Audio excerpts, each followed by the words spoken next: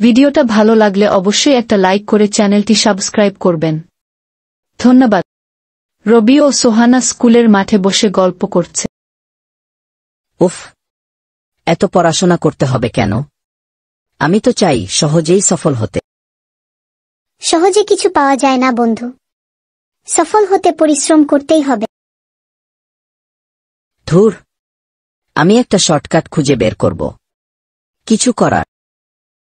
সোহানা হেসে বলল, ঠিক আছে, দেখি তুমি কতদূর যেতে পারো। স্কুলের শিক্ষক মিস্টার রফিক তাদের কাছে আসলেন এবং বললেন, রবি, তুমি পরীক্ষায় ভালো করছো না কেন? স্যার, আমার মনে হয় এত কষ্ট করে পড়ার দরকার নেই। আমি ভাগ্যের উপর বিশ্বাস করি। রফিক স্যার মুচকি হেসে বললেন, ভাগ্য তাদের সাহায্য করে যারা কঠোর পরিশ্রম করে। যাই হোক, 2 দিন পর তোমাদের পরীক্ষা, ভালো করে পড়ে পরীক্ষা দিতে এসো।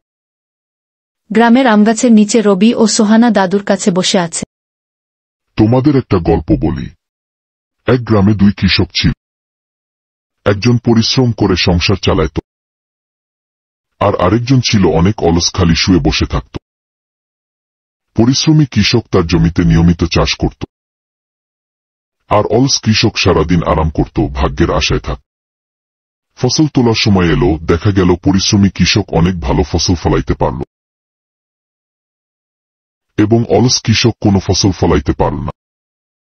এতেই বোঝা যায় পরিশ্রম না করলে কিছুই হয় না।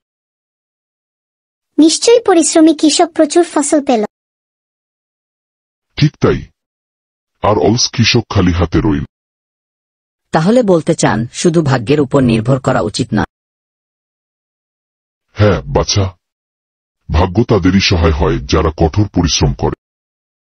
রবি চিন্তিত হয়ে পড়ে।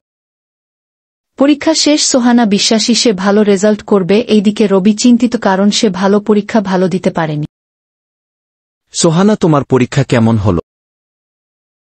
আমার পরীক্ষা অনেক ভালো হয়েছে স্যার। কি রবি, তোমার পরীক্ষা কেমন হলো? আমি ভালো করতে পারিনি স্যার। যদি একটু পড়তাম তাহলে হয়তো ভালো করতে পারতাম। দেখলে তো, কঠোর পরিশ্রম ছাড়া সফলতা সম্ভব নয়। এবার কি বোঝা গেল পরিশ্রমের বিকল্প নেই? হ্যাঁ স্যার, এখন থেকে আমি কঠোর পরিশ্রম করব। এতেই বোঝা যায় পরিশ্রম না করলে আমাদের কোনো কিছু করা সম্ভব না।